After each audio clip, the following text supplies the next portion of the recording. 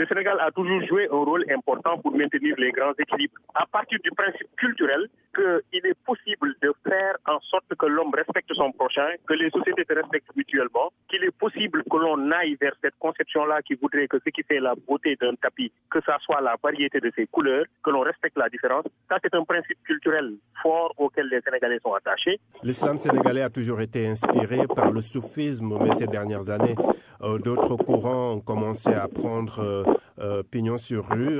Est-ce que cela est une source d'inquiétude pour vous? En réalité, vous avez raison de le dire, l'islam au Sénégal a toujours été un islam soufi. La pratique islamique se faisait essentiellement au niveau des confréries, attachées à la philosophie de l'imam Malik, qui mettait essentiellement l'accent sur l'idée que l'individu doit développer l'ascétisme religieux, se détacher le plus possible des plaisirs mondains, ne pas s'intéresser aux problèmes qui traversent l'univers de façon matérielle, mais plutôt mettre l'accent sur la tension de l'âme, sur la tension de l'esprit. Aujourd'hui, on a noté de plus en plus des jeunes qui ont été formés dans les universités, dans certaines universités arabes, qui reviennent avec une nouvelle version, avec une nouvelle lecture de l'islam.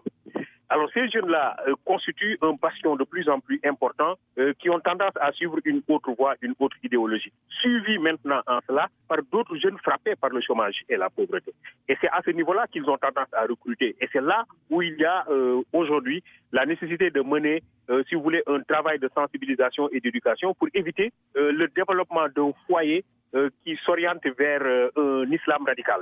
Si je vous comprends bien, le modèle sénégalais de tolérance religieuse est peut-être en danger.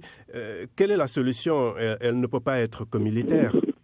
Non. Et elle n'est pas une solution militaire, elle est une solution qui passe par l'éducation. Le président de la République parle de territorialisation des politiques publiques, donc il faut aller vers les territoires, il faut aller vers les localités les plus éloignées, très bonne chose, mais il faut donner un contenu à cela en faisant en sorte que les populations au niveau local puissent participer à la mise en place des politiques publiques les concernant.